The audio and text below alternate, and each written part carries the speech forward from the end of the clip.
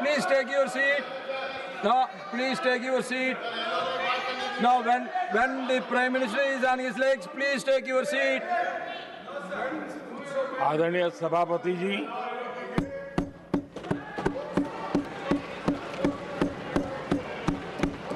राष्ट्रपति जी के अभिभाषण पर आभार व्यक्त करने के लिए Take your seat. This is not correct. Please take your seat. This is not correct. Please take your seat. No. Please take your seat. आप बैठिए प्लीज. आप बैठिए please. Prime minister is on his legs. Please आप बैठिए. Please आप बैठिए.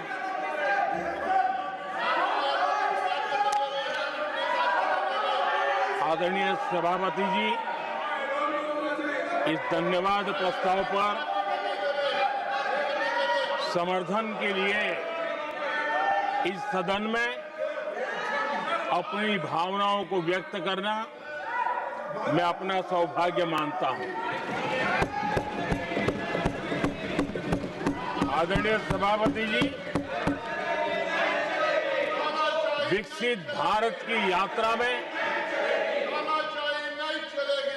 बीते वर्ष देश के तेज प्रगति से विकास के वर्ष रहे हैं।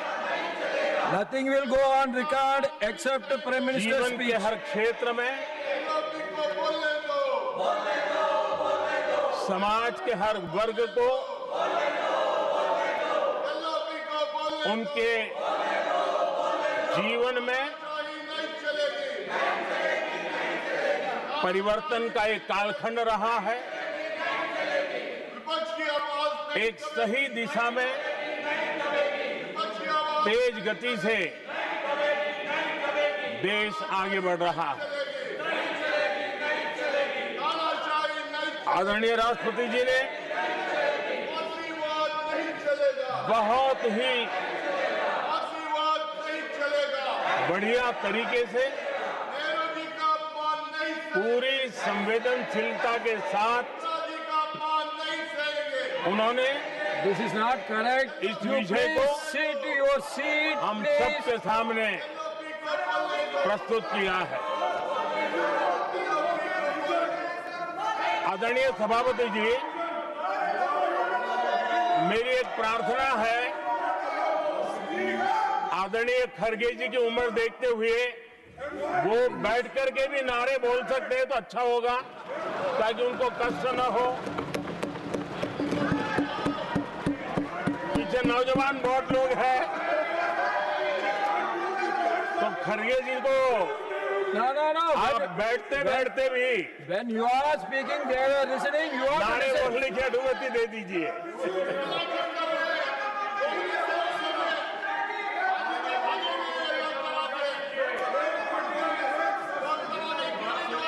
आदरणीय सभापति जी, राष्ट्रपति जी ने इस देश के मध्यम वर्ग, इस देश के निम्न मध्यम वर्ग, इस देश के गरीब, इस देश के गांव, इस देश के किसान, महिलाएं, विज्ञान हो, प्रौद्योगिकी हो, कृषि हो, सभी विषयों को लेकर के बहुत ही विस्तार से भारत के प्रगति का एक स्वर संसद में गूंजा है।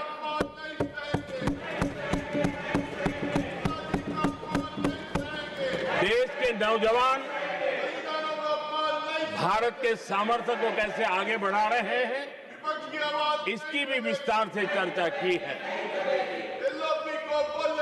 हर वर्ग के सामर्थ्य को उन्होंने शब्दांकित किया है। और इतना ही नहीं, आदरणीय राष्ट्रपति जी ने भारत के उज्जवल भविष्य के प्रति एक विश्वास व्यक्त किया है। ये अपने आप में हम सबके लिए प्रेरक है। आदरणीय सभापति जी, 21वीं सदी का प्रथम क्वार्टर पूरा हो चुका है, लेकिन ये दूसरा क्वार्टर जैसे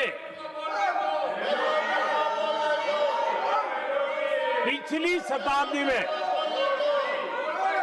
भारत की आजादी के जंग में दूसरा क्वार्टर बहुत ही निर्णायक बना था। मैं साफ साफ देख रहा हूं कि विकसित भारत के निर्माण की दिशा में ये दूसरा क्वार्टर भी उतना ही सामर्थ्यवान होने वाला है, उतना ही तेज गति से आगे बढ़ने वाला है। और इसलिए आदरणीय सभापति जी,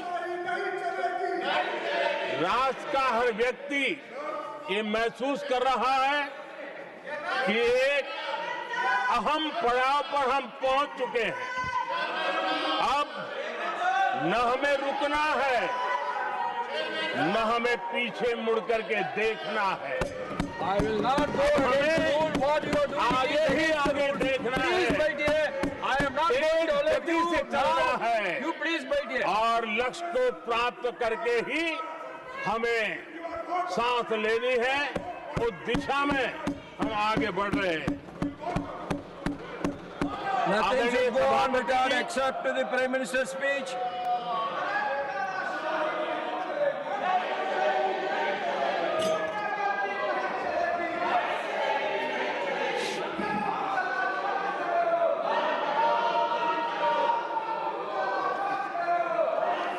आदरणीय सभापति जी, वर्तमान में अगर हम देखें तो भारत के भाग्य के अनेक सुयोग एक साथ हमें नसीब हुए।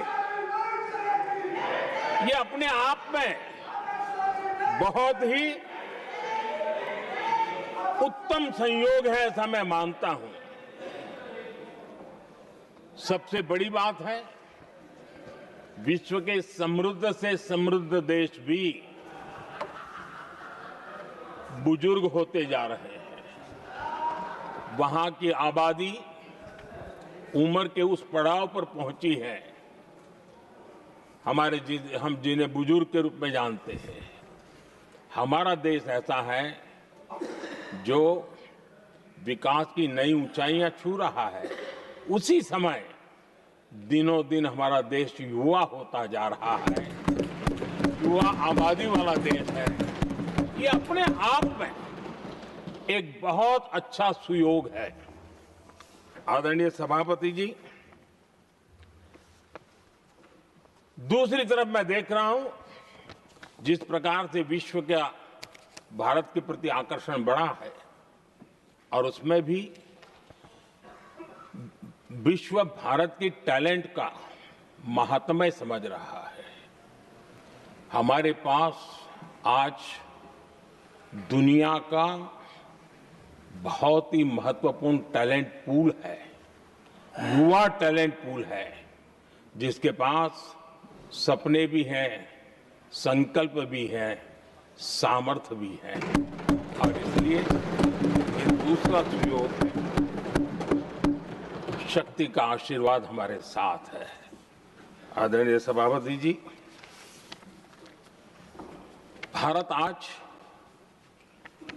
विश्व में जो चुनौतियां पैदा हो रही है, उन चुनौतियों का समाधान देने वाला एक देश आशा की किरण बना हुआ है, और हम समाधान दे रहे हैं।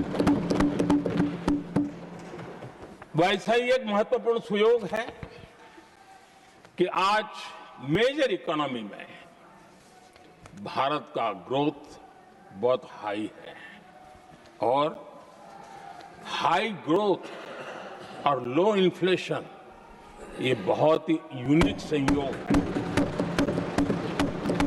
और ये हमारी अर्थव्यवस्था की मजबूती को प्रदर्शित करता है। आदरणीय सभापति जी, हम जिस गति से आगे बढ़ रहे हैं, जब हमें देश की जनता ने सेवा करने का मौका दिया, तब फ्रेजाइल 5 के रूप में ये देश जाना जाता था। जब हमें अवसर मिला, तब देश आजाद हुआ, तब हम दुनिया में 6 नंबर की इकोनॉमी थे।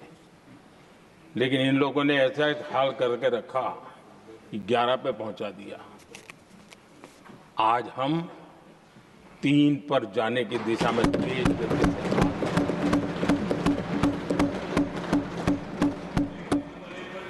आदरणीय सभापति जी, आज कोई भी सेक्टर देश कीजिए, चाहे साइंस हो, चाहे स्पेस हो, चाहे स्पोर्ट्स हो, हर क्षेत्र में आज भारत एक कॉन्फिडेंस के साथ, आत्मविश्वास से भरा हुआ भारत है।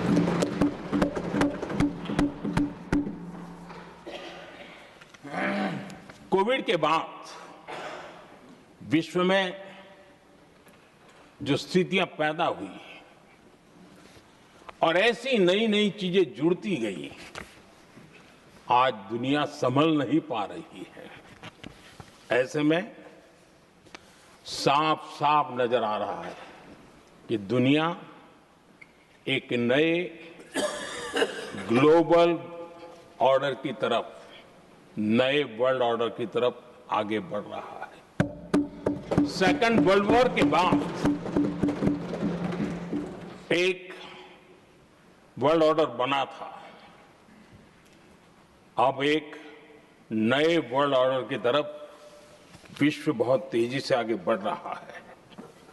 और सबसे बड़ी खुशी की बात है, सारी घटनाओं का अराजनीतिक तरीके से, निष्पक्ष भाव से विश्लेषण करेंगे तो झुकाव भारत की तरफ है।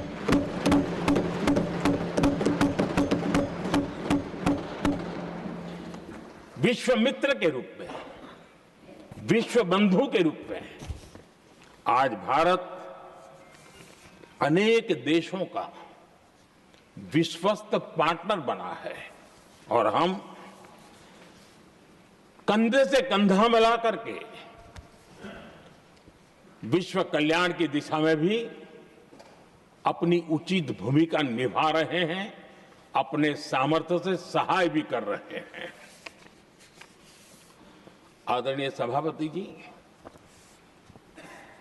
आज पूरा विश्व ग्लोबल साउथ की चर्चा करता है, लेकिन उस चर्चा के सूत्रधार के रूप में आज भारत वैश्विक मंचों पर ग्लोबल साउथ की बुलंद आवाज बन गया है।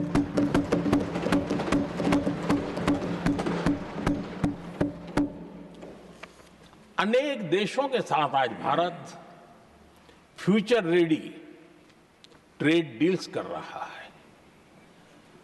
पिछले कुछ ही समय में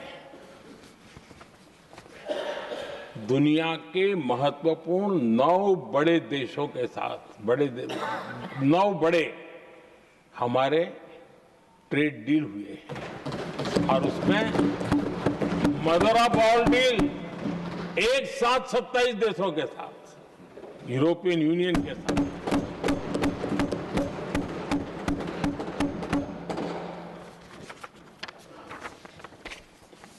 जो लोग थक गए,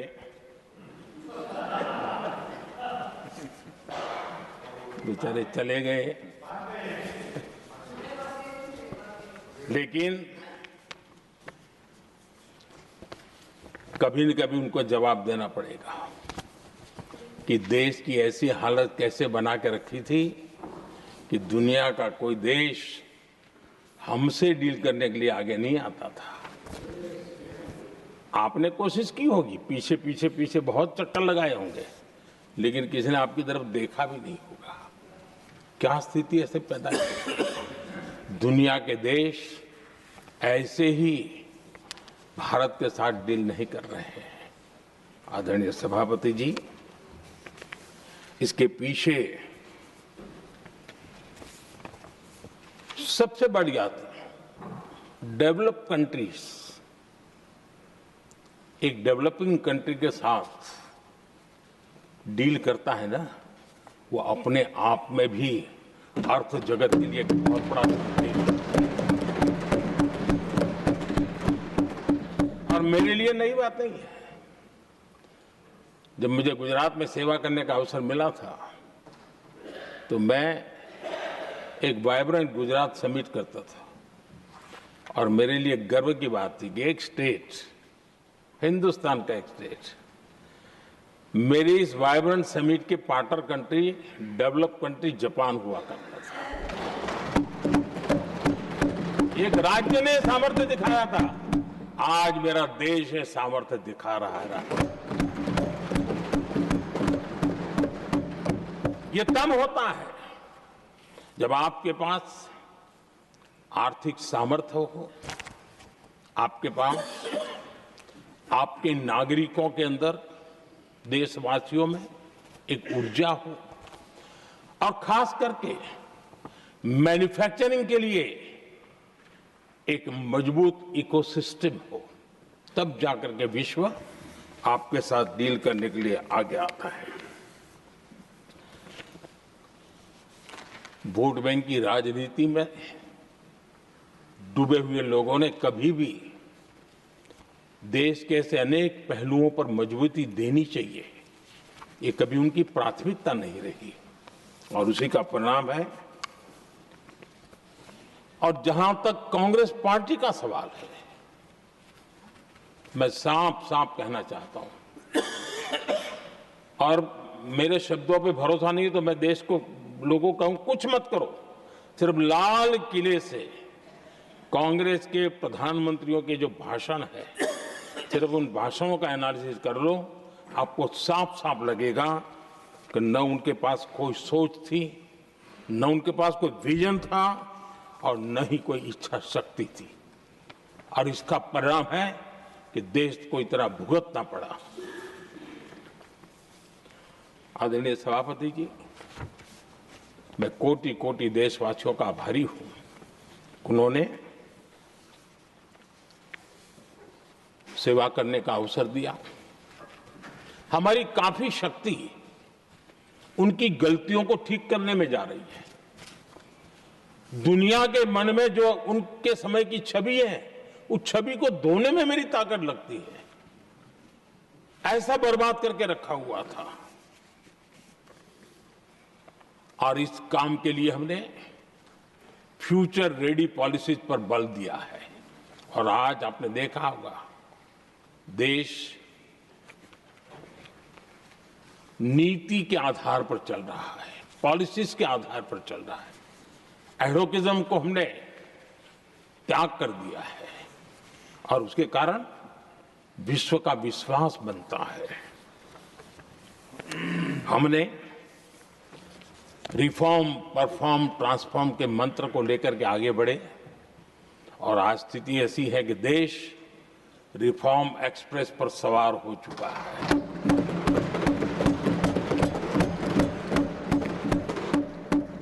हमने स्ट्रक्चरल रिफॉर्म्स किए हैं, प्रोसेस से जुड़े रिफॉर्म्स किए हैं, पॉलिसीज में रिफॉर्म किए हैं। हमारा मैन्युफैक्चरिंग सेक्टर, हमारे उद्यमी ये सशक्त हो, भारत की हर चीज का वैल्यू एडिशन हो, उस दिशा में हमने प्रयास किया है। और मैं आज विश्वास के साथ कह सकता हूं, आज भारत विश्व के साथ स्पर्धा करने के लिए पूरी तरह तैयार है।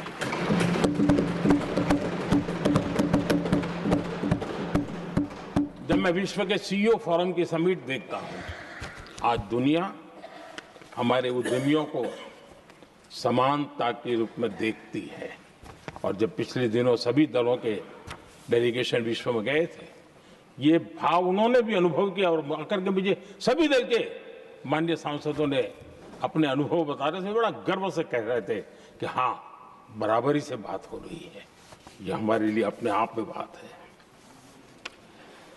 आदरणीय सभापति जी, एमएसएमई का बहुत बड़ा नेटवर्क जितना सामर्थ्यवान होता है, वो लंबे अरसे तक इकोनॉमी को एक ताकत देता है। हमने उस दिशा में बल दिया और हमने कई रिफॉर्म्स किए हैं। आज हमारे एमएसएमई नेटवर्क पर दुनिया का भरोसा बढ़ रहा है। बड़े बड़े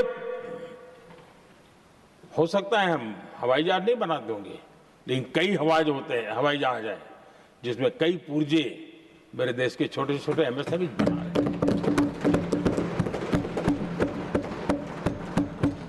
आदरणीय सभापति जी, देश में हुए इन प्रयासों का नतीजा सबके सामने है। बड़े बड़े देश भारत के साथ व्यापारिक संबंध बनाने के लिए बहुत ही आतुर है। यूरोपीय संघ का ट्रेड डील हो, अमेरिका के साथ अभी अभी हुआ जो ट्रेड डील हो, और कल हमारे पीयूष जी ने सदन में विस्तृत जानकारी भी दी है, और पूरा विश्व खुल करके इस ट्रेड डील का तारीफ कर रहा है। और उसमें जब यूरोपियन यूनियन के साथ ट्रेड डील हुआ तो विश्व को एक भरोसा हुआ कि अब वैश्विक स्तर पर स्थिरता की संभावना बढ़ेगी। अमेरिका के साथ ट्रेड डील होने के बाद विश्व को और भरोसा हो गया कि जो स्थिरता की एहसास हो रहा था, अब गति का भी एहसास होने लगा है। अब विश्व के लिए शुभ संकेत है। आदरणीय सभापति जी, इसका सबसे बड़ा लाभ हमारे देश के नौजवानों को होगा। और जब मैं नौजवान कहता हूं तो उसमें मध्यम वर्ग का भी नौजवान होता है, शहर का नौजवान भी होता है, गांव का नौजवान भी होता है, बेटा भी होती है, बेटी भी होती है।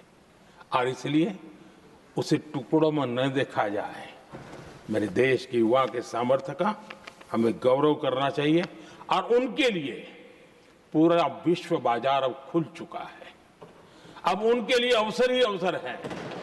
और मैं उनको कहता हूं, आइए दोस्तों, मैं आपके साथ कंधे से कंधा मिला करके खड़ा हूं।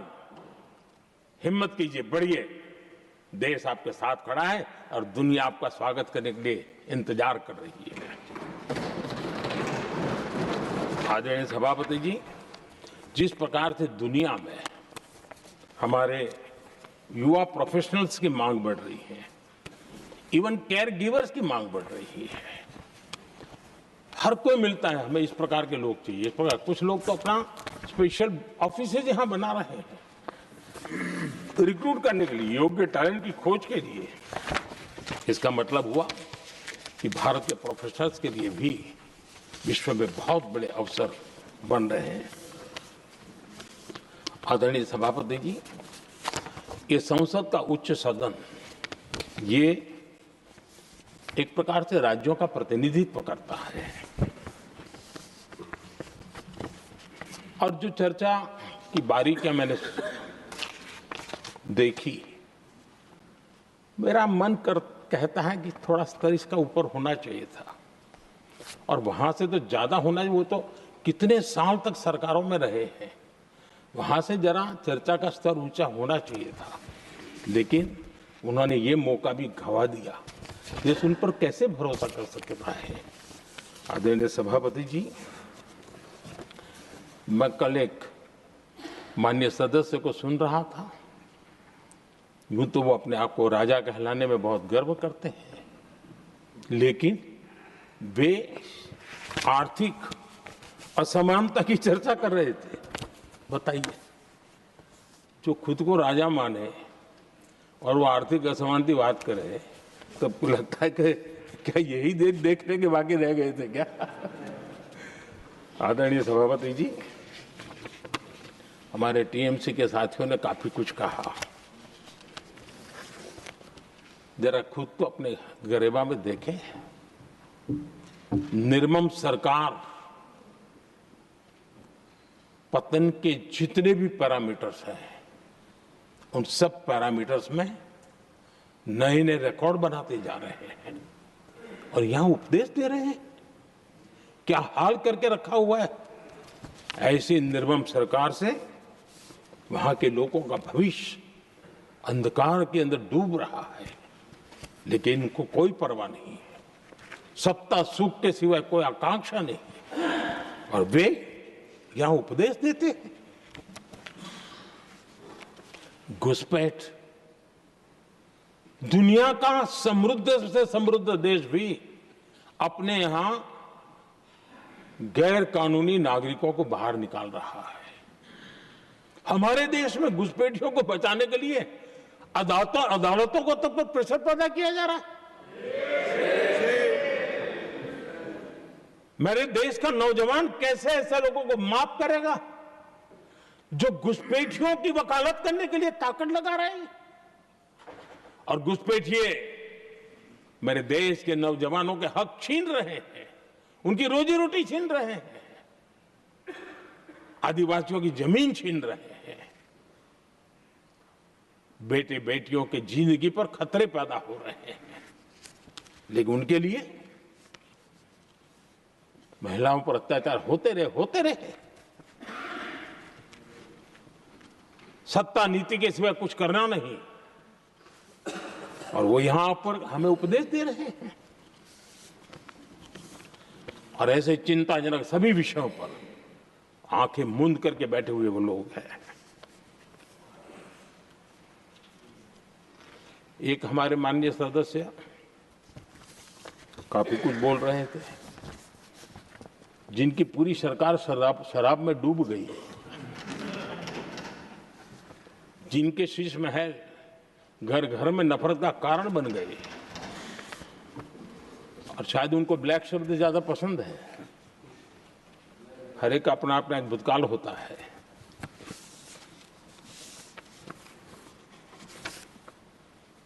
पता नहीं ब्लैक के साथ उनका क्या पुराना रिश्ता है। आदरणीय सभापति जी, ऐसे सभी साथियों से मैं आज जरूर कहूंगा, तुम कितना दुनिया को धोखा दोगे, तुम कितना दुनिया को धोखा दोगे। आईना देख लिया तो अपनी सच्चाई कहां छिपाओगे।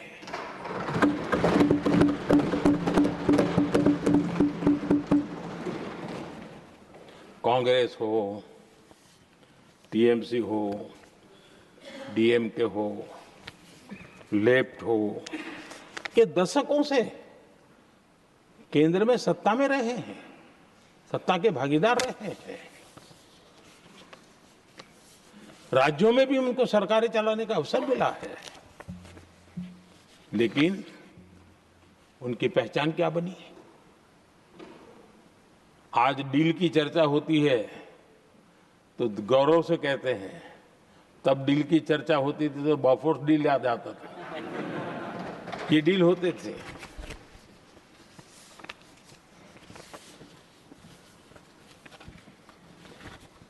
उन्होंने सिर्फ जेब भरने का काम किया। नागरिकों के जीवन में बदलाव आना ये उनकी प्राथमिकता नहीं थी।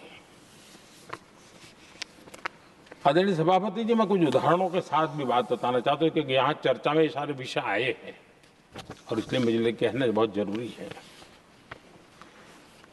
अब एक उदाहरण देता हूं मैं बैंकिंग सेक्टर का। बैंकिंग सेक्टर एक प्रकार से अर्थव्यवस्था की ग्रिड होता है। 2014 से पहले फोन बैंकिंग का कालखंड था। नेता के फोन जाते थे और उसके आधार पर करोड़ों रुपया दे दिए जाते थे, और गरीबों को तो बैंकों में दुत्कार मिलती थी, नफरत होती थी। देश की 50% से ज्यादा आबादी बैंक के दरवाजे तक नहीं देख पाई थी। कांग्रेस के नेताओं के फोन पर अरबों रुपये लोगों को दे दिए गए और जो ले जाते थे वो अपनी पर्सनल प्रॉपर्टी मान करके पैसे हजम कर जाते थे। यही खेल चलता रहा। कांग्रेस और यूपीए के राज में और आज जो इंडी अलायंस बन करके बैठे हैं उनके राज में बैंकिंग व्यवस्था तबाही के कगार पर खड़ी थी। मैं नया प्रधानमंत्री के पद का दायित्व मुझे मिला, मैं एक देश के मुखिया से मैं मिला, ऐसे ही बात कर रहा था। मैंने कहा बैंकिंग की दृष्टि से हम कुछ आगे बढ़ना चाहिए। उन्होंने कहा पहले एक बार साहब जरा अभी आप नए हो, आपके बैंकों की व्यवस्था का अध्ययन कर लीजिए। हम कैसे हिम्मत करें? एक देश के नेता ने कोई ये जानकारियां थी, उसने मुझे बताया यहां इनको कोई परवाह ही नहीं। यानी एक प्रकार से उन्होंने जिस प्रकार से बैंकिंग व्यवस्था को एनपीए के पहाड़ खड़े हो गए थे। जहां भी देखो चर्चा चलती थी एनपीए का क्या होगा, एनपीए का क्या होगा, कैसे बचेंगे। आदरणीय सभापति जी, चुनौती बड़ी थी लेकिन हमने समझदारी से काम दिया।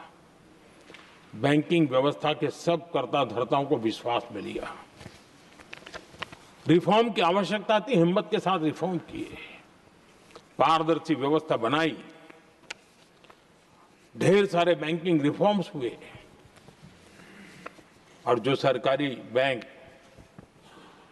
दुर्बल हो चुकी थी, ठीक नहीं चल पाती थी, उसको हमने बड़ी बैंक के साथ मर्जर कर दिया। और मुझे याद है किसी एक महाशय बड़े अपने आप को विद्वान मानने वाले ने लिखा था, अगर मोदी सरकार बैंकों में ये कर ले तो हिंदुस्तान का बहुत बड़ा रिफॉर्म हो जाएगा। वो काम मैंने आते ही कर दिए थे। आदरणीय सभापति जी, और इन सारी चीजों का नतीजा हुआ बैंकों में जो बीमारी घर कर गई थी उस बीमारी से बैंकों को मुक्ति मिली। बैंकों का स्वास्थ्य सुधरा, लगातार सुधरा, अभी भी तेजी से आगे दौड़ रहे हैं। और बैंकिंग का जब स्वास्थ्य सुधरा तो लेन देन का कारोबार भी उनका बढ़ा, लोगों को पैसे मिलने लगे, सामान्य व्यक्ति को पैसे मिले। ऐसे ऐसे गरीब लोगों को लोन मिले जिनके लिए कभी बैंक के दरवाजे बंद थे, बेचारा दूर से देख करके उसे जाना पड़ता था। आज मुद्रा योजना जो देश के नौजवान को अपने पैरों पर खड़े रहने की ताकत देता है, मुद्रा योजना जो स्वरोजगार की प्रेरणा देता है, लेकिन स्वरोजगार के भाषण के काम नहीं होता है, उसका हाथ पकड़ना पड़ता है, उसको साथ देना पड़ता है, उसको सहाय देनी पड़ती है। और हमने मुद्रा योजना के द्वारा 30 लाख करोड़ रुपया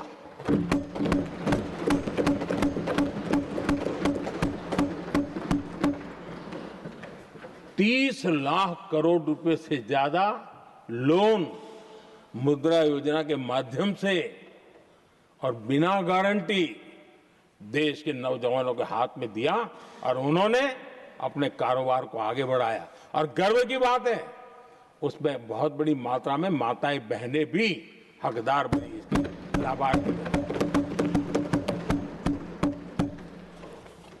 सेल्फ हेल्प ग्रुप, इन दिनों ग्रामीण महिलाएं बड़े सपने देखती हैं, खुद अपने पैरों पर खड़ा होना चाहती थी।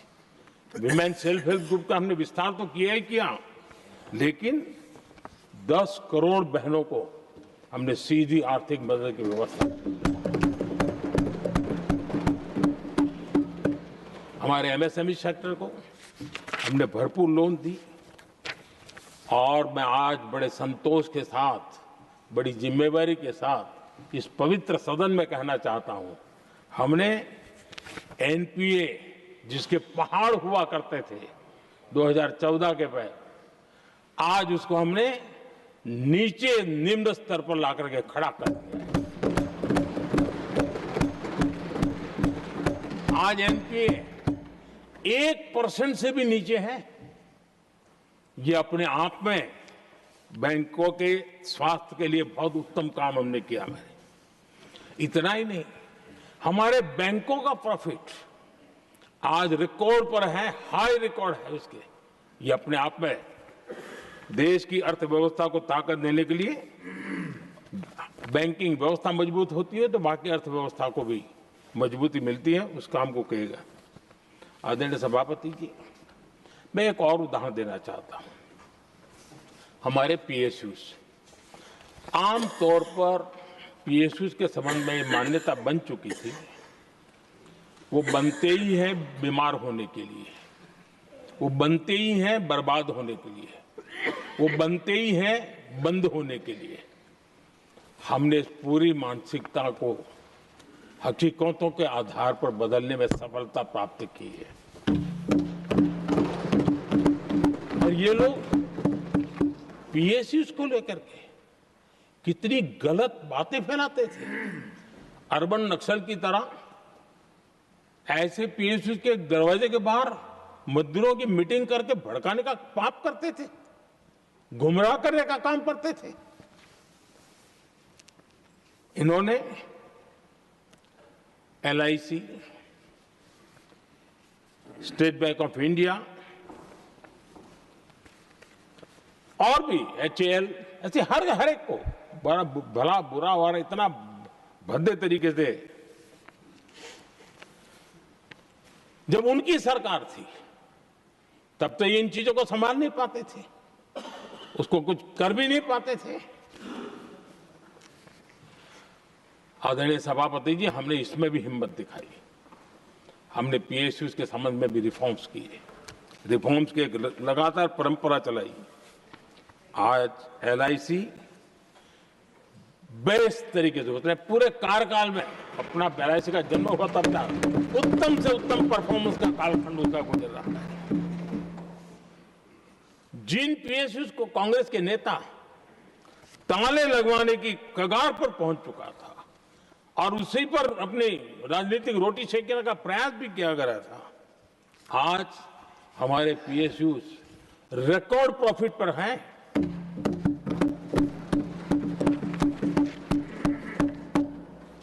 इतना ही नहीं, वे अपने परफॉर्मेंस से मेक इन इंडिया को भी गति दे रहे हैं। मेक इन इंडिया का जो सपना है उसका पूरा करने में वे भी एक बहुत बड़े कैटलिस्ट एजेंट के रूप में आज भूमिका अदा कर रहे हैं। रिकॉर्ड संख्या में रोजगार बना रहे हैं। इतना ही नहीं, हमारे कुछ पीएसयूज आज विश्व के अंदर जा रहे हैं, विश्व में भी अपनी ताकत दिखा रहे हैं, विश्व के साथ जुड़ रहे हैं, दुनिया के कई देशों के विकास यात्रा में वो भागीदार बन रहे हैं। आज हमारे पीएसयूज को बहुत बड़े बड़े ऑर्डर देश से भी और देश के बाहर से भी मिलने लगे हैं। ये अपने आप में मैं जो कहता हूं ना, एक बहुत महत्वपूर्ण पड़ाव पर ये देश 25 साल है, उसका संकेत यहां नजर आता है।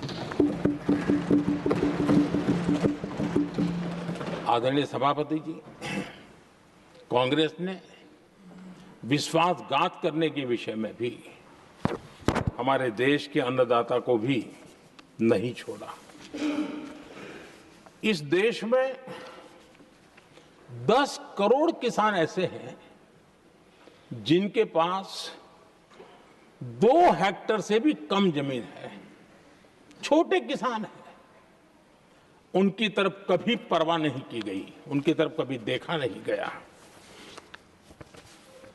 नहीं उनके दिमाग में ये छोटे किसानों का कोई महात्म्य था। उनको लगता है कुछ बड़े लोगों को संभाल लिया तो गाड़ी चल जाएगी, और यही राजनीति करते रहे। आदरणीय सभापति जी, हमारे दिल में छोटे किसान के प्रति एक दर्द था।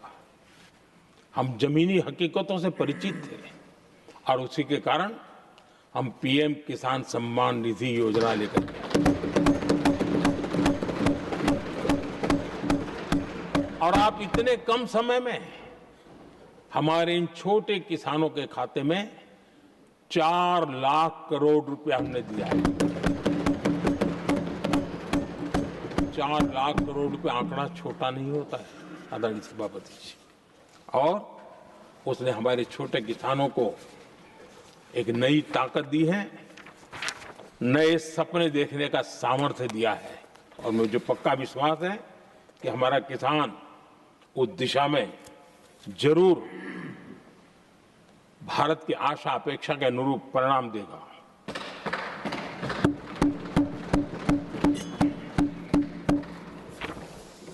आदरणीय सभापति जी,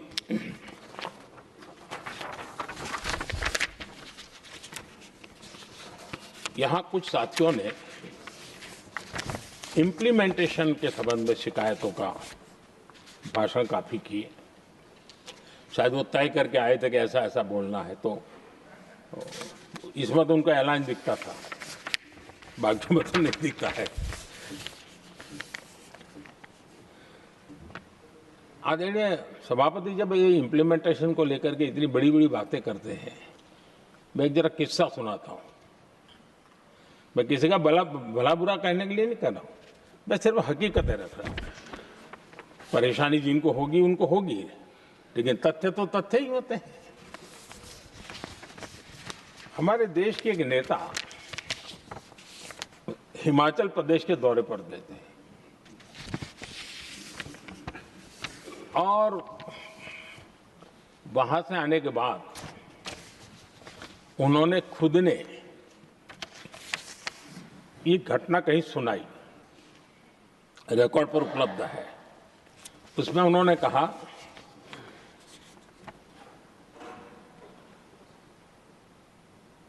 उस नेता ने क्या कहा, मैं उन्हीं के शब्द पढ़ रहा हूं। काफी लंबे समय तक मुझे योजना आयोग से संघर्ष करना पड़ा, क्योंकि वे पहाड़ी क्षेत्रों के लिए अलग योजनाएं बनाने को तैयार ही नहीं थे। मैं हिमाचल प्रदेश गई थी। जब मैं वापस आई तो मैंने योजना आयोग में कहा कि हमारे कामदारों को, वर्कर्स को जीप की जरूरत नहीं है, बल्कि खच्चरों की आवश्यकता है, ताकि कम से कम उन पर सामान आदि लादा जा सके। आगे उन्होंने कहा, लेकिन मुझे बताया गया हम पैसा तो जीप के लिए ही देंगे, क्योंकि खच्चरों के लिए पैसे देने की पॉलिसी नहीं है। इसी भाषण में आगे वो कहती हैं, अब वहां सड़कें ही नहीं थी। उनका कहने का कारण यह था कि हिमाचल में जहां वो गई वहां सड़कें ही नहीं थी। अब वहां सड़कें ही नहीं थी तो फिर उस पर जीप का क्या लाभ हो सकता है? जीप लेकर के कौन जाएगा जहां रोड नहीं है? लेकिन उस समय योजना आयोग का जोर था या तो जीप या तो कुछ भी नहीं। आदरणीय सभापति जी, ये भाषण किसी और का नहीं, ये कांग्रेस के वरिष्ठ नेता और तत्कालीन प्रधानमंत्री इंदिरा गांधी का भाषण है।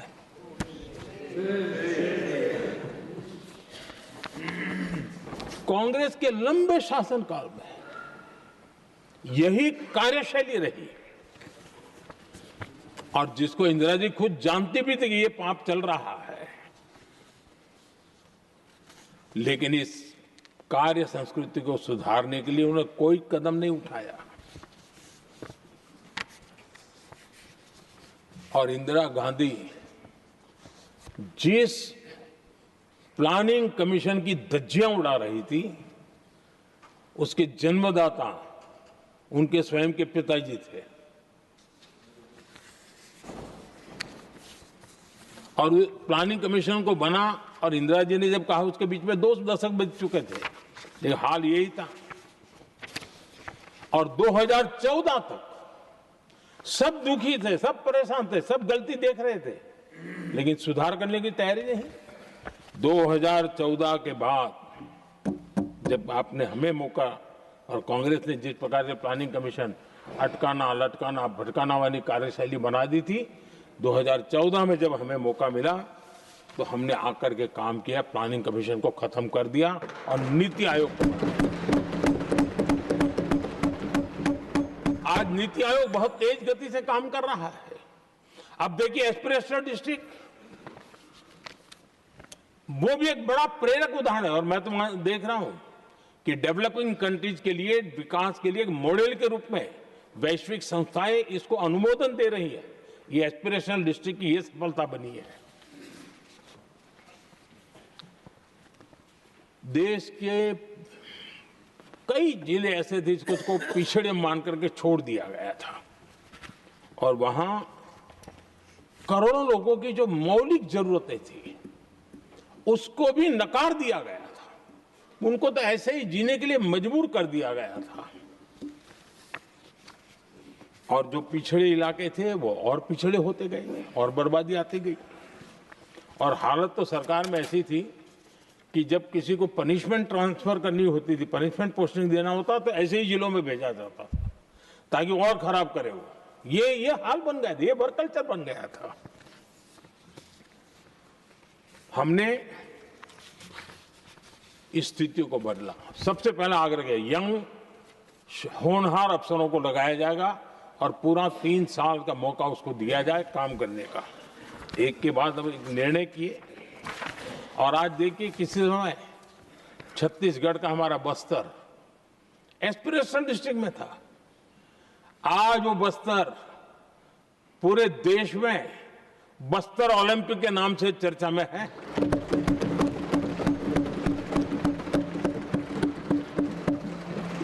आज विकास की धारा बस्तर के गांव-गांव पहुंच रही है। अभी कुछ गांवों में पहली बार बस देखी, पूरे गांव ने उत्सव मनाया बस्तर में।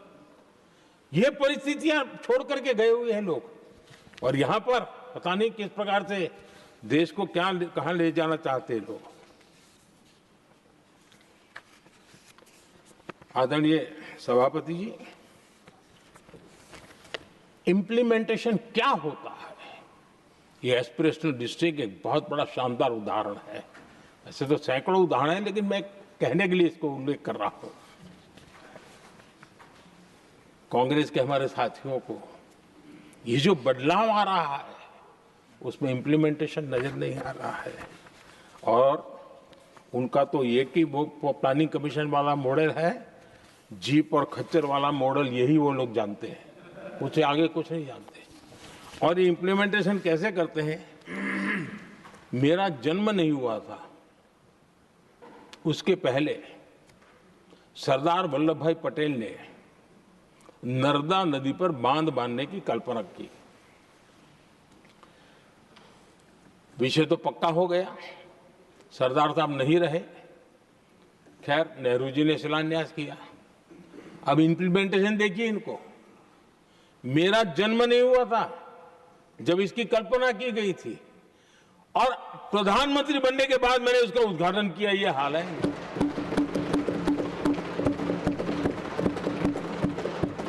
और उनका इंप्लीमेंटेशन देखिए, मुझे मुख्यमंत्री रहते हुए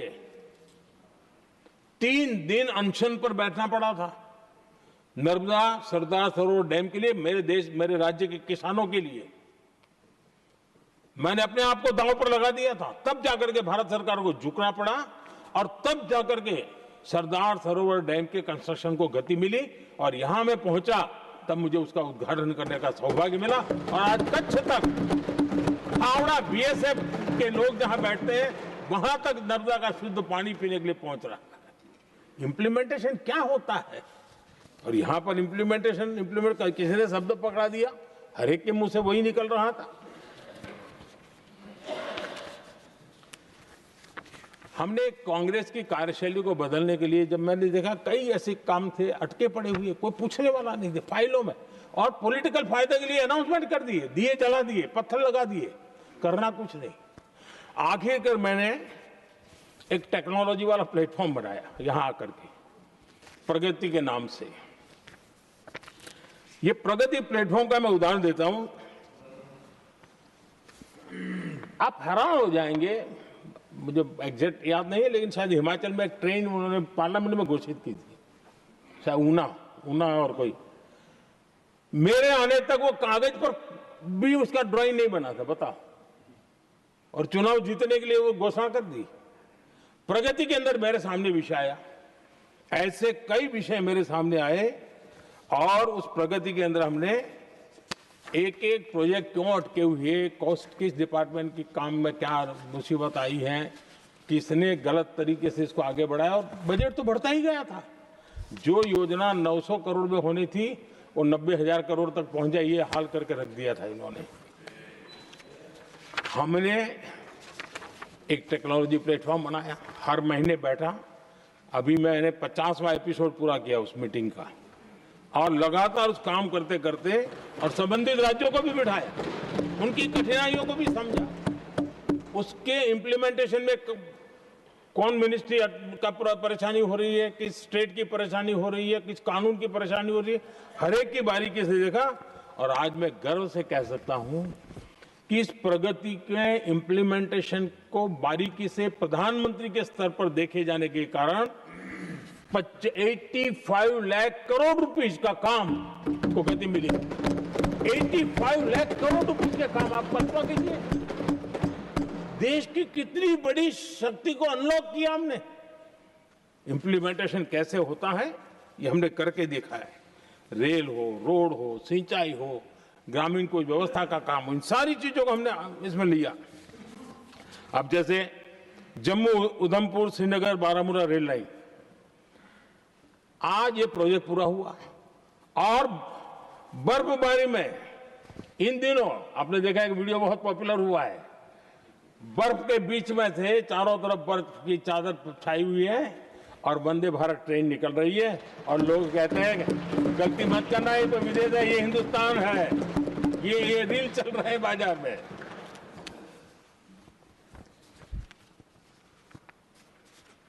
लेकिन 3 दशक तक यही प्रोजेक्ट लटका हुआ था। 3 दशक, 30 साल, आप कल्पना कर सकते, 2 पीढ़ी आगे बढ़ जाए, ये यहीं के अटके पड़े थे। हमारी सरकार ने इसको पूरा किया।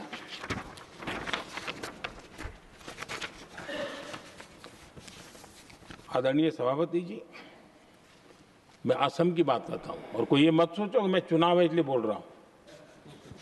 इनके पाप हैं इसलिए मुझे कहना पड़ रहा है। कांग्रेस सिर्फ इमेजिन करती है और इंप्लीमेंट करने का उनको कोई लेना देना ही नहीं होता है। अब असम का बोगीबील ब्रिज, ये बोगीबील ब्रिज अरुणाचल और असम को जोड़ने वाला बहुत महत्वपूर्ण ब्रिज, कितने ही सालों तक ये प्रोजेक्ट लटका रहा। हमने प्रगति के माध्यम से इसको रिव्यू किया और असम सहित पूरे नॉर्थ ईस्ट को बहुत बड़ी सुविधा वाला ये काम हमने पूरा किया। आदरणीय सभापति जी,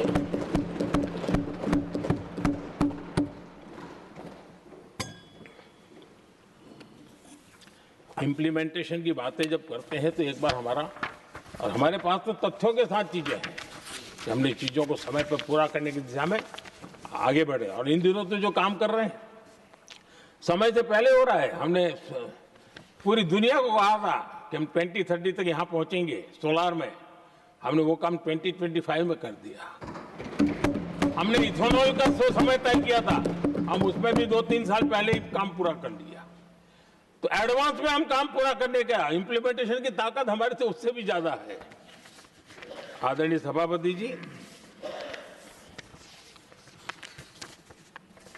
भाजपा हो, एनडीए हो, हमारा अप्रोच, चीजों की तरफ देखने का हमारा दृष्टिकोण, समस्या के समाधान के लिए हमारी सोच और कांग्रेस के बीच में आसमान जमीन का अंतर है, बहुत फर्क है।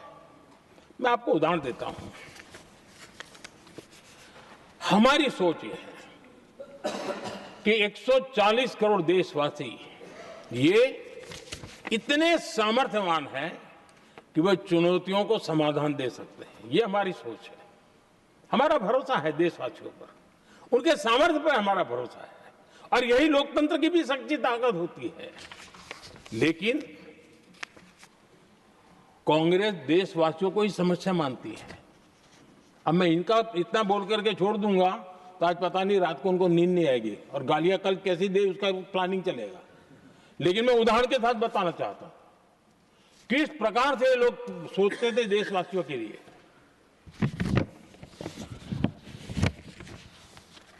देश के लोगों के बारे में नेहरू जी और इंदिरा जी की सोच क्या थी, मैं उसके विषय में बताना चाहता हूं। इंदिरा जी एक बार ईरान गए थे और ईरान में वो भाषण दे रही थी और उस भाषण में उन्होंने नेहरू जी के साथ जो बातचीत हुई थी उसका उल्लेख किया। खुद ने कहा है, उन्होंने कहा, और मैं जो इंदिरा जी ने कहा था उसको कोट कर रहा हूं, जब किसी ने मेरे पिताजी से पूछा, यानी नेहरू जी से पूछा कि उनके सामने कितनी समस्याएं हैं, तो उन्होंने उत्तर दिया था 35 करोड़। नेहरू जी ने जवाब दिया था कि उनके सामने कितनी समस्याएं हैं, बोले 35 करोड़। उस समय हमारे देश की जनसंख्या थी 35 करोड़। अब आगे देखिए, 35 करोड़ देशवासी नेहरू जी को समस्या लगते थे। ऐसा कोई मुखिया हो सकता है क्या जी? और इस बात का उदाहरण देते हुए इंदिरा जी ने आगे कहा कि आज देश की जनसंख्या 57 करोड़ है, इसलिए मेरी समस्याओं की संख्या भी उतनी ही बड़ी है। यानी पिताजी को 35 करोड़ समस्या वाले देशवासी लगते थे, अब 57 करोड़ उनको समस्या। कोई ऐसा हो सकता है जो अपने ही देशवासियों को समस्या माने? ये फर्क है उनकी सोच और हमारी सोच में, ये फर्क है उनके अप्रोच और हमारे अप्रोच में।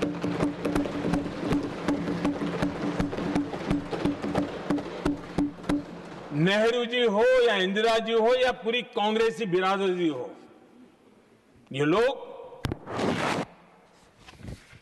भारत के लोगों को समस्या मानते हैं। आदरणीय सभापति जी, मेरे कई कोटेशन मिलेंगे। मैंने दुनिया के सामने कहा है, देश के सामने कहा है, और कहा है इसलिए नहीं, ये मेरा कन्विक्शन है। अरे चुनौतियां कितनी ही क्यों ना हो, 140 करोड़ समाधान हमारे पास है।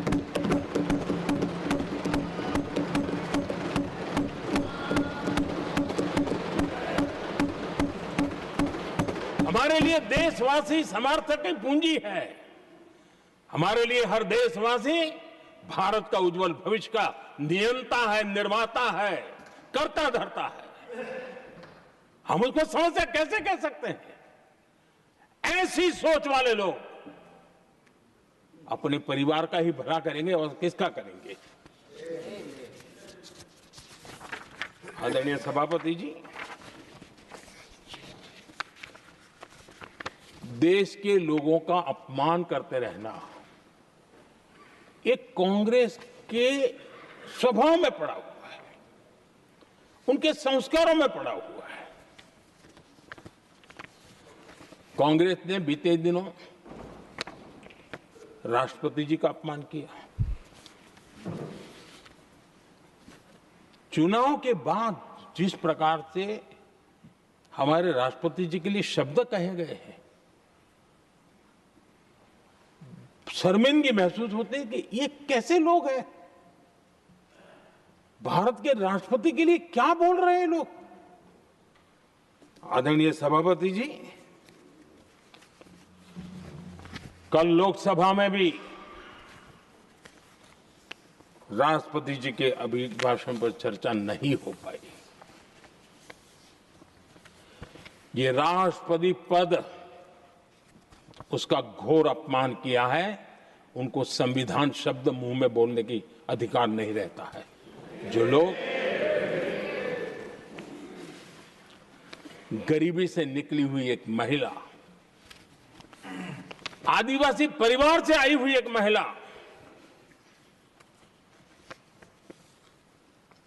जब आपने लोकसभा में जो व्यवहार किया है, आपने आदिवासी समाज का अपमान किया है, आपने महिला का अपमान किया है। भारत के सर्वोच्च पद पर विराजमान, संविधान ने जिनको सर्वोच्च पद दिया है, आपने उनका अपमान किया है, आपने संविधान का अपमान किया है।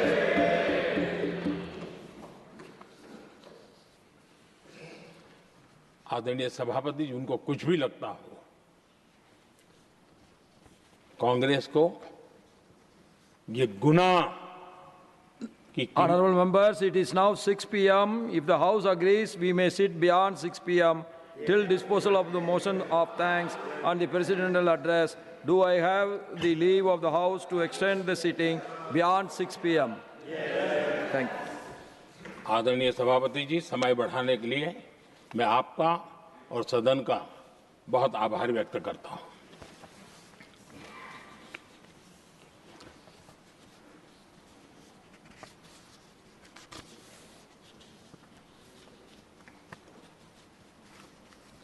आदरणीय सभापति जी, बड़ी दर्दनाक लोकसभा की घटना है और शायद हताशा निराशा तो हम समझ सकते हैं, लेकिन इसके लिए देश के पवित्र लोकतंत्र के मंदिर को ही इस रूप में कर देना, और उस समय चेयर पर असम के ही हमारे एक माननीय सांसद बैठे थे और उस समय कागज फेंके गए, टेबल पर चढ़ दिया गया। क्या ये नॉर्थ ईस्ट का अपमान नहीं है? क्या असम के नागरिकों का अपमान नहीं है?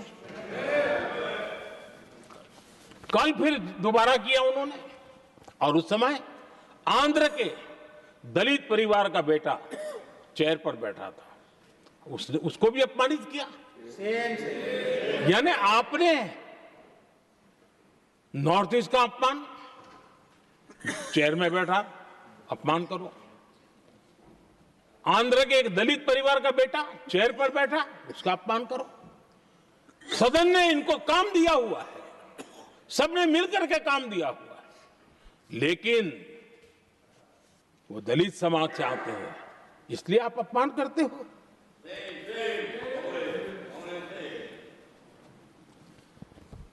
और ऐसा लगता है कांग्रेस के लोगों को असम की जनता के प्रति बड़ी नफरत है। उनको लगता है कि उसकी जनता ने उनका साथ छोड़ दिया, मतलब उनके दुश्मन हो गए। क्या कभी लोकतंत्र में ऐसे सोचते हैं क्या?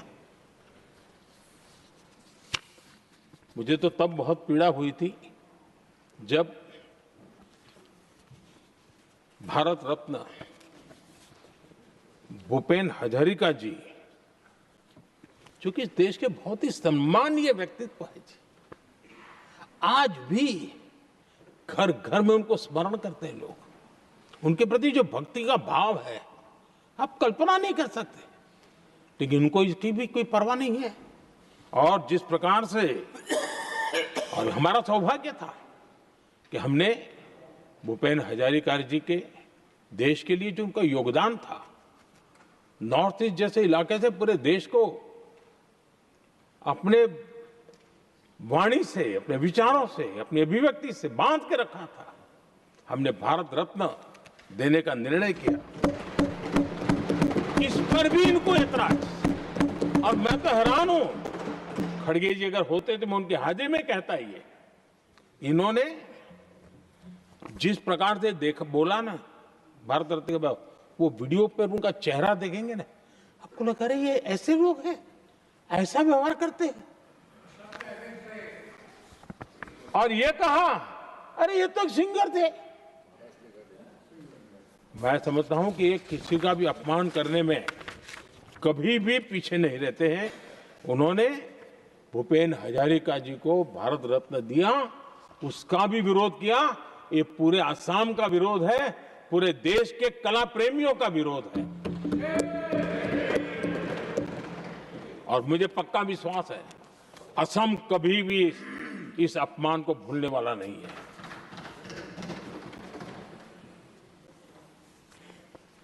आदरणीय सभापति जी, कल जो घटना घटी,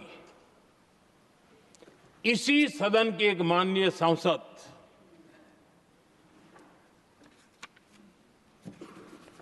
कांग्रेस के शातिर दिमाग जिनका है, ऐसे एक युवराज ने उनको गद्दार कह दिया। अहंकार कितनी सातवें आसमान पर पहुंच चुका है इनका। और कांग्रेस को छोड़कर के कितने ही लोग निकले हैं, कांग्रेस के कितने टुकड़े हुए हैं, कई लोग दूसरे दलों में गए हैं, लेकिन औरों को तो किसी को गद्दार नहीं कहा उन्होंने।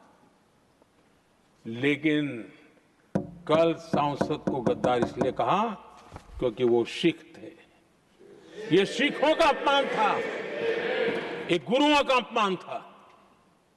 और कांग्रेस के अंदर जो कूट कूट करके सिखों के प्रति नफरत भरी पड़ी है ना, उसका वो अभिव्यक्ति थी। और इसी सदन के माननीय सांसद है वो, और उनको जरा भी दर्द नहीं, वरना आज खड़े होकर के कह सकते थे कि कल जो हुआ इसी सांसद की गरिमा के अनुरूप नहीं था, हमें खेद है। एक शब्द तो बोल लेते, लेकिन सिखों के प्रति उनके मन में जो नफरत भरी पड़ी है, और इसी के कारण उन्होंने कल, और जिसका परिवार देश के लिए शहादत देने वाला परिवार के वो सदस्य हैं, उन्हें अपने राजनीतिक विचारों में परिवर्तन किया, इसलिए गद्दार हो गए। और एक गद्दार शब्द छोटा नहीं है। मेरे देशवासी को कोई गद्दार कहे, ये कैसे देश सहन करेगा?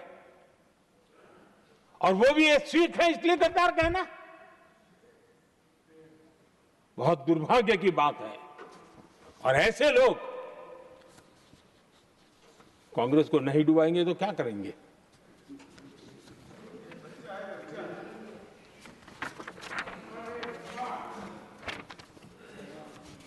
आदरणीय सभापति जी, एक तरफ ये दृश्य है और दूसरी तरफ हमारे सदानंद जी मास्टर का दृश्य है।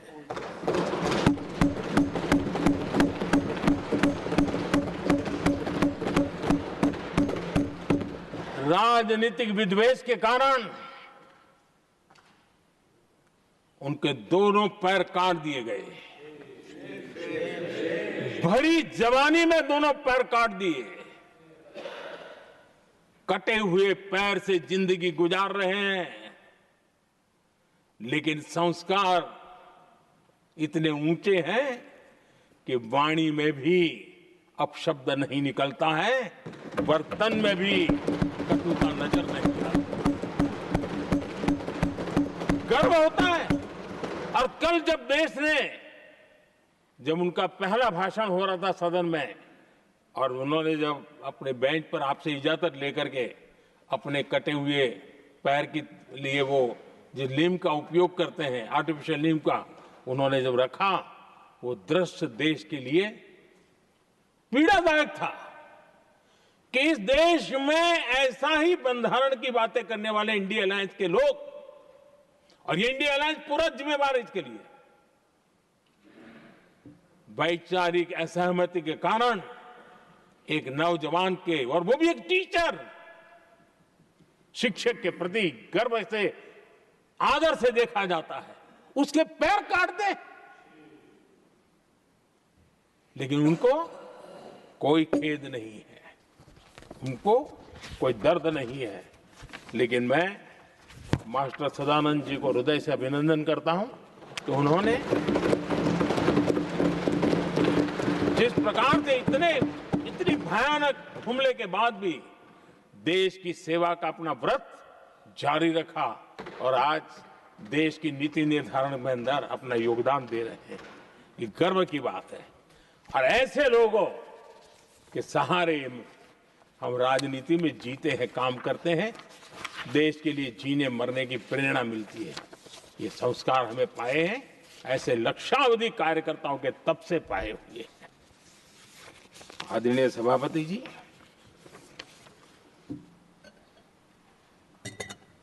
इन दिनों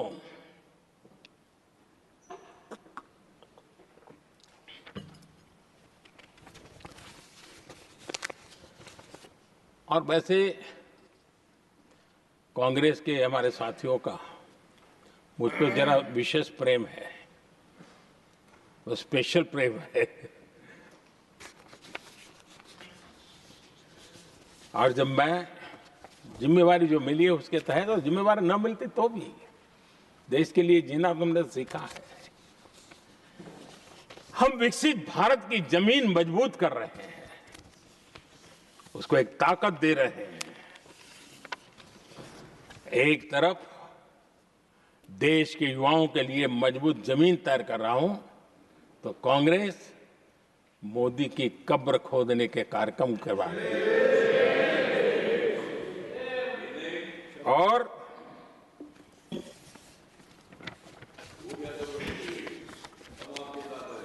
मोहब्बत की दुकान खोलने वाले मोदी तेरी कब्र खुदेगी के नारे लगा रहे हैं जी। ये कौन सी मोहब्बत की दुकान है जो देश के ही किसी नागरिक के कब्र खोदने के सपने देखती हो? ये कौन सा संविधान से उन्होंने सीखा है जो देश के ही किसी नागरिक के कब्र खोदने की बात करते हो? क्या ये संविधान का अपमान नहीं है? क्या ये मानवता का अपमान नहीं है? क्या ये सार्वजनिक जीवन की मर्यादाओं का अपमान नहीं है? और उनको इसका कोई खेद नहीं है। अगर इसके बाद क्या बयान देंगे? बयान देखो, प्रधानमंत्री राज्यसभा में भी रो रहा था।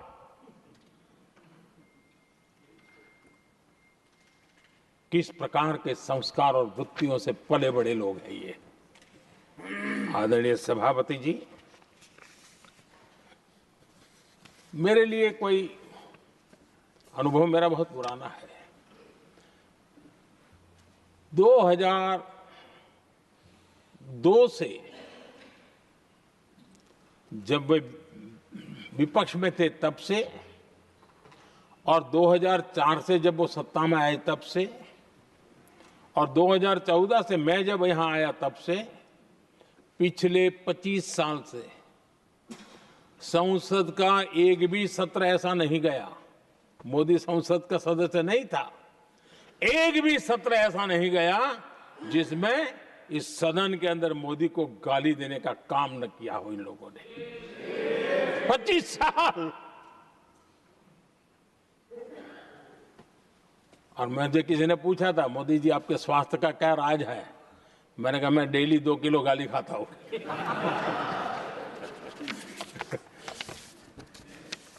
आदरणीय सभापति जी, ये मोदी की कब्र क्यों खोदना चाहते हैं?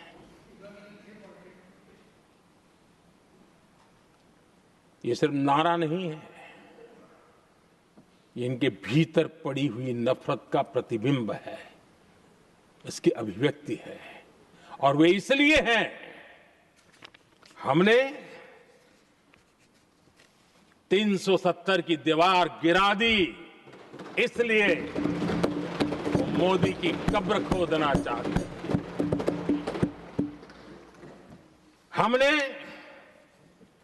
नॉर्थ ईस्ट में बम, बंदूक और आतंक का जो छाया बना रहता था, नॉर्थ ईस्ट में शांति और विकास का राह अपनाई, इसलिए वो मोदी की कब्र खोदने पर सोच रहे हैं।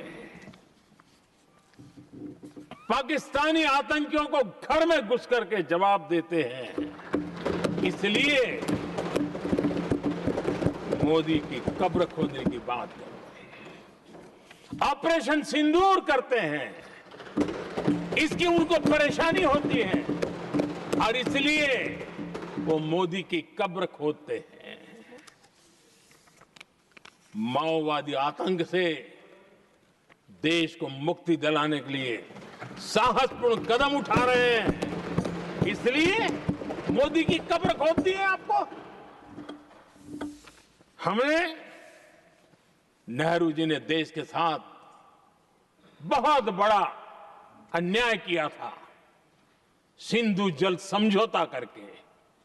उस सिंधु जल समझौते को हमने एबेंस में डाल दिया।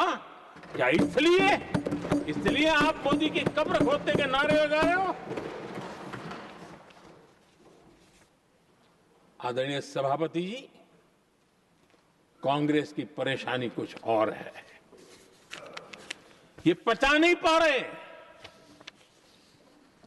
कि मोदी यहां तक पहुंचा कैसे, और उनकी परेशानी बढ़ती जा रही है कि भाई पहुंचा तो पहुंचा, लेकिन अब तक टिका क्यों है।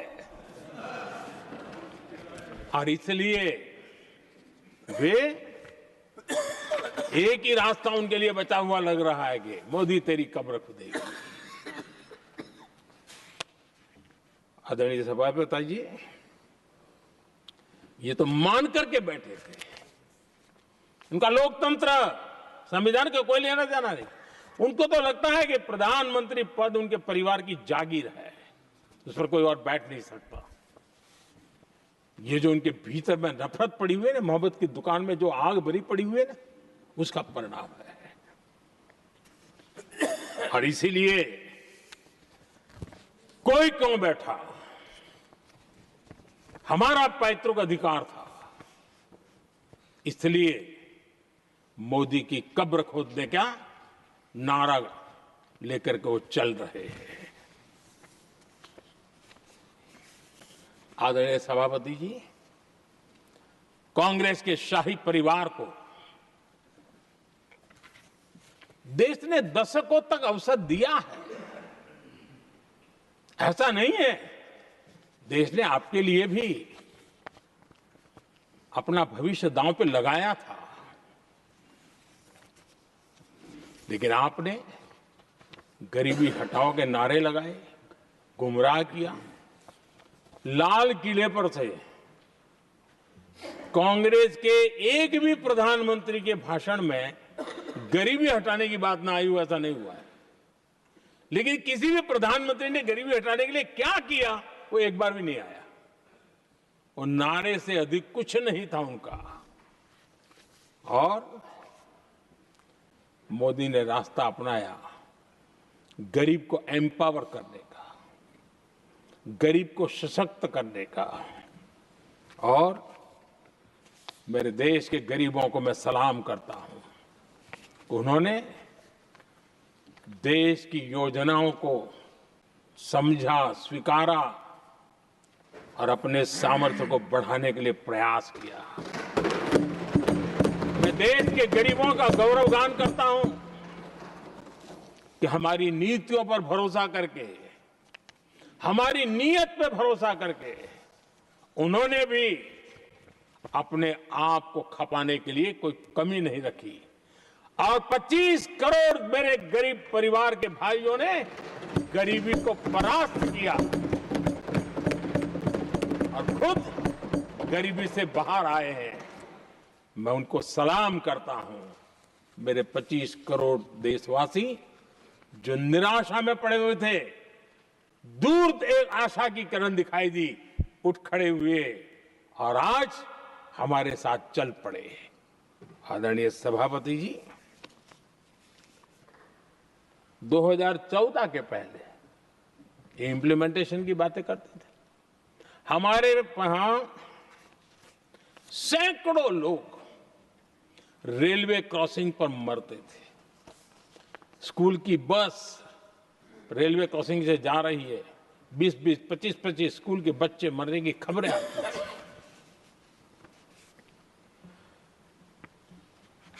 अनमैन्ड रेलवे क्रॉसिंग, वो इतना बड़ा काम नहीं था कि नहीं कर सकते थे। ये काम भी मुझे करना हुआ और हमने सारे अनमैन्ड क्रॉसिंग बंद कर दिए, लाखों लोगों की जिंदगी बचा ली। इसलिए ये मोदी की कब्र खोदना चाहते हैं। आदरणीय सभापति जी, 2014 से पहले इस देश में 18,000 गांव ऐसे थे जिनको बिजली का मतलब पता नहीं था। बिजली का कोई तार होता है, कोई बल्ब होता है, कोई लट्टू जलता हुआ उसमें उजाला निकलता, पता नहीं था उनको। 18,000 गांव 2014 के बाद जब आपने हमें दायित्व देशवासियों ने दिया, उन 18,000 गांव जिन्होंने कभी बिजली का मुंह तक नहीं देखा था, बिजली का शब्द भी कान पे नहीं सुना था, उन घरों में उजाला पहुंचाया। इसलिए इनको मोदी की कब्र खोदने के सिवाय अब कोई रास्ता नहीं दिख रहा है।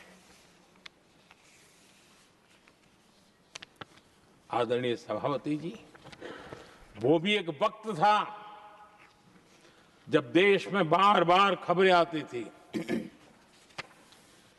मीडिया में हेडलाइन हुआ करती थी, सरहद की स्थिति के संबंध में बयान आते थे, गोला बारूद नहीं है, बुलेट प्रूफ जैकेट नहीं है,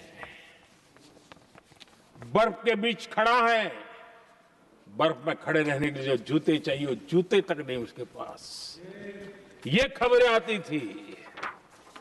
हमने देश के जवानों के लिए खजाने खोल दिए, देश के जवानों को जो चाहिए वो देने की दिशा में चल पड़े। और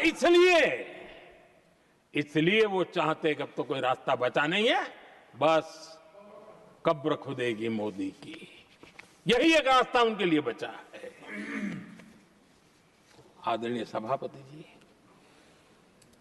एक बार उत्तर प्रदेश के वर्तमान मुख्यमंत्री जी ने सदन में भाषण करते करते वो रो पड़े थे। दिमागी बुखार के कारण बच्चे, अनगिनत बच्चे मर रहे थे। इनको कभी सूझा नहीं कि इस दिमागी बुखार से मुक्ति दिलाई जा सकती है। आदरणीय सभापति जी, आंख की बीमारी ट्रकोमा, लोग परेशान होते थे, आंखें चली जाती थी और विज्ञान प्रगति कर चुका था, हो सकता था, वो नहीं कर सकते थे। हमने दिमागी बुखार से भी मुक्ति दिलाई और हमने ट्रकोमा से भी देश के लोगों की आंखें बचाई। यही सफलताएं हैं, यही संवेदनशीलता है, समाज के लिए जीने मरने का यही संकल्प है। पल पल, तिल तिल समाज के लिए बिताना, घिसना, झलना, वो उनको परेशान कर रहा है। तब जाकर के मोदी तेरी कब्र खुदेगी, ये मंत्र लेकर के चल रहे हैं, ये सपने देख करके चल रहे हैं और बातें लोकतंत्र की करते हैं।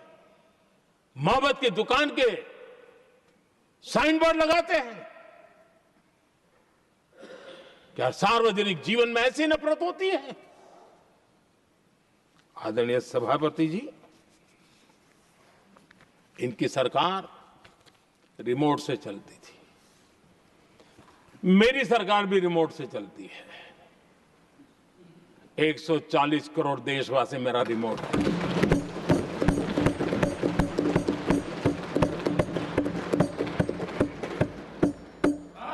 एक 140 करोड़ देशवासियों के सपने, 140 करोड़ देशवासियों की आकांक्षाएं, देश के नौजवानों के संकल्प, इनके लिए हम जीते हैं, इनके लिए सरकार चलाते हैं। सत्ता हमारे लिए सुख का रास्ता नहीं है, सत्ता हमारी लिए सेवा का माध्यम है।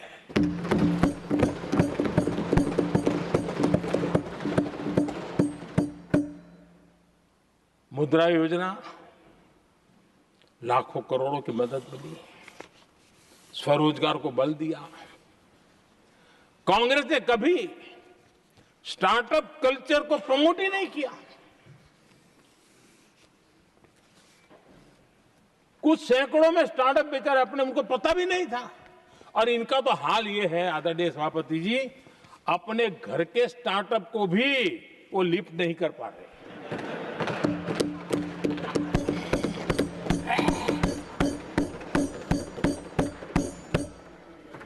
और हमारी सरकार में आज 2 लाख से ज्यादा स्टार्टअप है।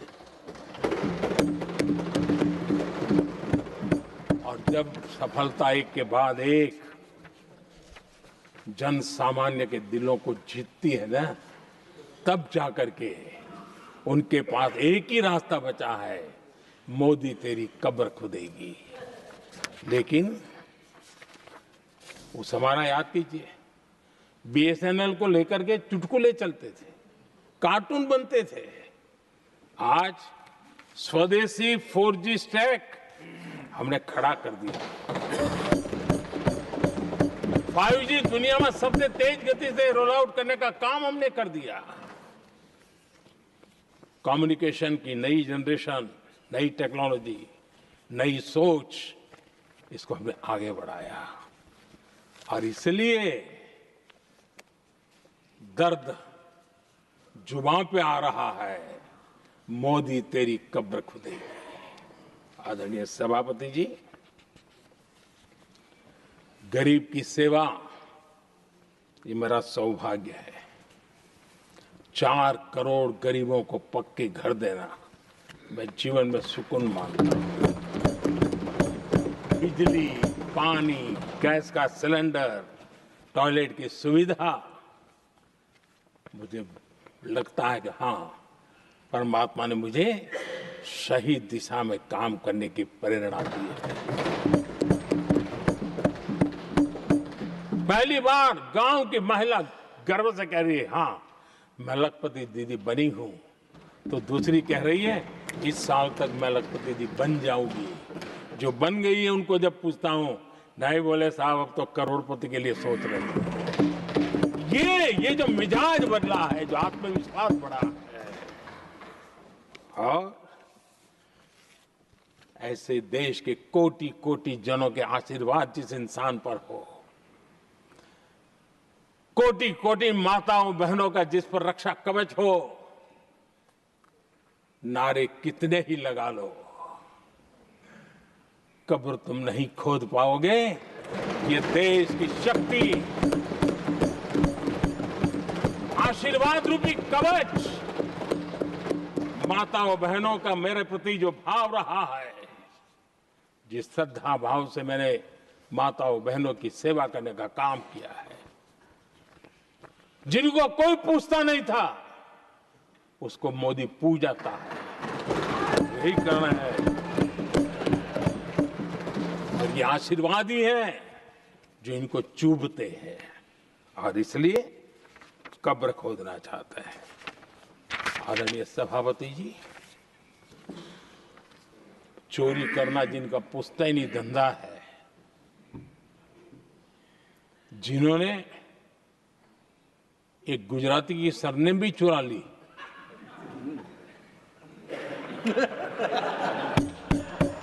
महात्मा गांधी की सरनेम चुरा ली, ये लोग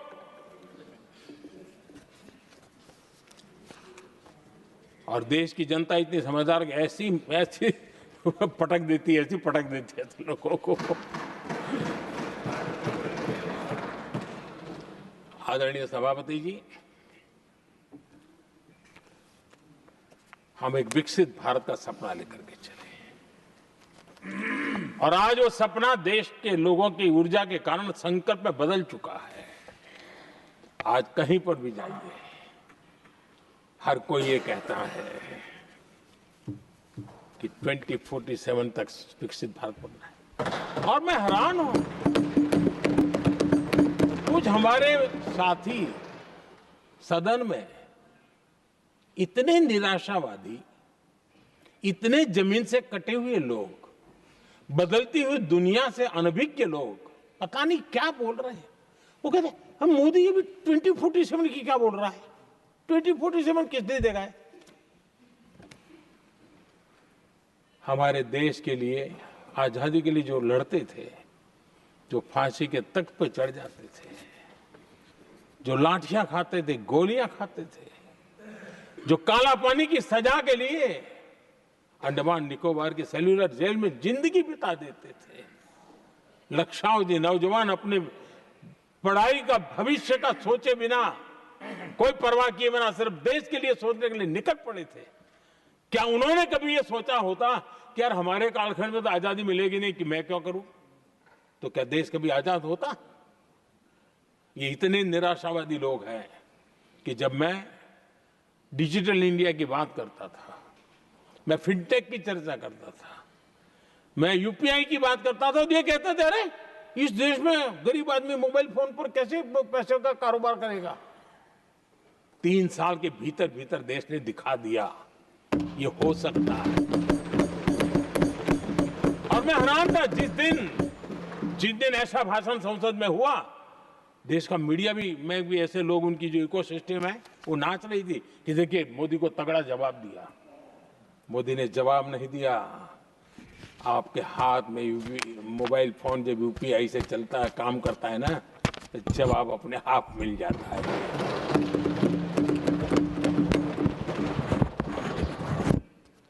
आदरणीय सभापति जी, कांग्रेस के समय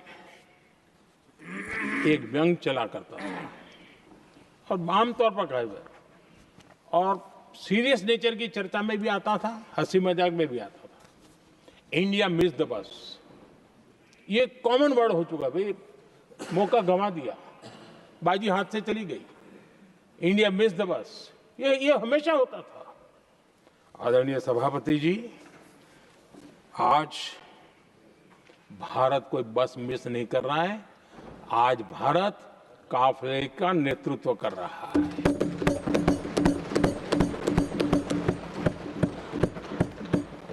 आदरणीय सभापति जी, देश का भविष्य उज्जवल बनाना है, वर्तमान भी उज्जवल बनाने के लिए अविरत कार्य करना होता है। हम विकसित भारत के सपने के लाइट में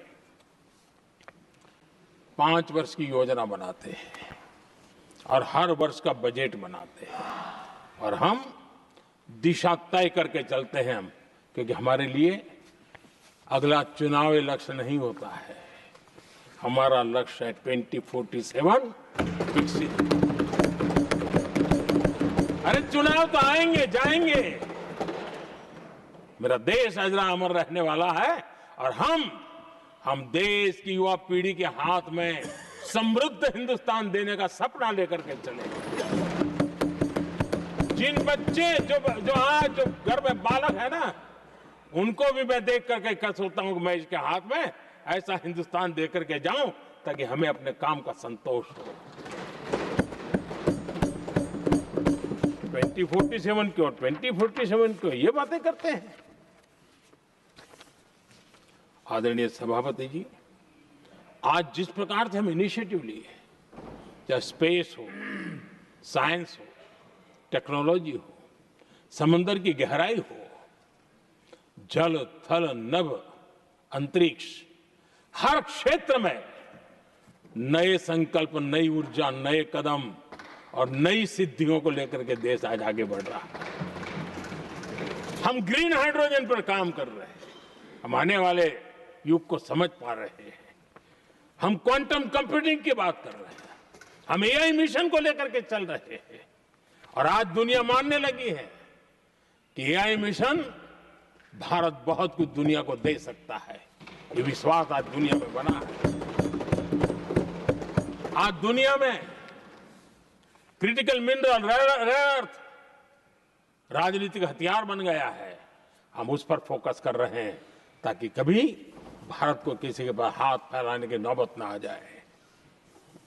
आदरणीय सभापति जी, ऐसे तो अनगिनत प्रोजेक्ट हैं जिसमें विदेश का इन्वेस्टमेंट आना ही आना है, क्योंकि अब हर किसी को अपना भविष्य भारत की भूमि में नजर आ रहा है। हर किसी को अपना भविष्य भारत की टैलेंट के भरोसे नजर आ रहा है। हर किसी को भविष्य भारत के उज्जवल भविष्य के साथ खुद के उज्जवल भविष्य को जोड़ करके दिखता है। और इसलिए दुनिया आज भारत, विकसित भारत की बात हम क्यों कर रहे हैं, जिनके दिमाग में नहीं पड़ता है, दुनिया को समझ आ रहा है कि भारत ने सही दिशा पकड़ी है। चलो अब चर्चा वहां चल रही है कहीं हम बस न चूक जाए। कल तक चर्चा चलती थी इंडिया बस मिस करता है, अब दुनिया को लगता है अब हम लेट न हो जाए, वहां आने की स्पर्धा चल रही है। आदरणीय सभापति जी, आने वाला समय भारत के लिए अवसरों से भरा हुआ है, भारत के नौजवानों के लिए अवसरों से भरा हुआ है। भारत के उज्जवल भविष्य के लिए मैं पूरी संभावनाएं रेखांकित कर सकता हूं, मैं देख सकता हूं और उसके दिशा में नीतियां बनाकर हम आगे चल रहे हैं। हम इसको और मैं चाहता हूं, मेरे देशवासियों को निमंत्रण देता हूं और मैं देशवासियों को आज सदन से भी कहना चाहूंगा, मैंने मन की बात में भी इसका उल्लेख किया था, मैं यहां पर सभी माननीय सांसदों से भी कहूंगा कि आप भी अपने अपने क्षेत्र में से लोगों को बताइए, जब दुनिया भर में इतने अवसर पैदा हुए हैं, उसको स्थायित्व तब मिलता है जब हम उत्तम प्रकार की चीजों को लेकर के जाए, हम क्वालिटी को कॉम्प्रोमाइज न करें। मुनाफा कम क्यों न हो, लेकिन क्वालिटी को हम निरंतर उत्तम करते जाएंगे। इनोवेशन करना पड़ेगा, करेंगे, रिसर्च करना पड़ेगा, करेंगे, प्रोडक्ट में मटेरियल बदलना पड़े तो बदलेंगे, लेकिन हम दुनिया में क्वालिटी की दृष्टि से उत्तम हो, तब जाकर के जो आज राजनीतिक दृष्टि से जो निर्णय होते हैं उसका बेनिफिट लेने के लिए हमने पीछे नहीं रहना चाहिए। मेरे देशवासियों से मैं आज यही आग्रह करूंगा कि आप क्वालिटी के विषय में मेरा साथ दीजिए, क्वालिटी में कॉम्प्रोमाइज ना करिए। आप देखिए, दुनिया सिर्फ और सिर्फ made in India, made in Bharat, made in India, made in Bharat, इसके लिए गीत गाने लग जाएंगी। आदरणीय सभापति जी, मैं कांग्रेस के मित्रों का भी आज आभार व्यक्त करता हूं कि कम से कम मुझे, उनको पता था, पहले प्रयोग कर चुके थे, पिछले 10 साल में मुझे 5-6 बार इस प्रकार से बोलने से रोका गया, तो उनको मालूम था एक बार शुरू होता हूं तो रुकता नहीं। और मैंने कहा था एक बार एक अकेला, तो अब अनुभव से सीख गए कि इसमें कोई दाल गलने वाली नहीं है, तो समझदारी से काम लिया और ऐसी समझ उनको निरंतर मिलती रहे, ये भी मैं प्रार्थना करता रहूंगा। आदरणीय सभापति जी, मैं राष्ट्रपति जी के उद्बोधन में योगदान देने वाले सभी सांसदों का भी आभार व्यक्त करता हूं। जो भी उत्तम विचार यहाँ प्राप्त हुए हैं, उत्तम विचार देश की प्रगति में जरूर काम आएंगे, ऐसा मैं विश्वास देता हूं। और आदरणीय राष्ट्रपति जी का इस संबोधन के लिए मैं हृदय से आभार व्यक्त करते हुए मेरी वाणी को विराम देता हूं। बहुत बहुत धन्यवाद।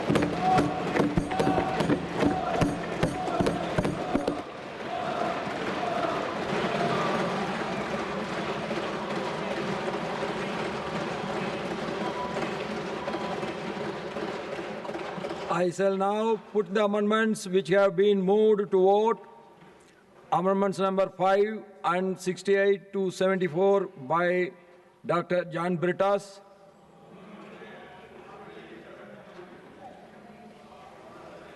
I shall now put the amendments to vote. Those in favor will please say aye. Those against will please say no. I think the noes have it, the noes have it, the noes have it.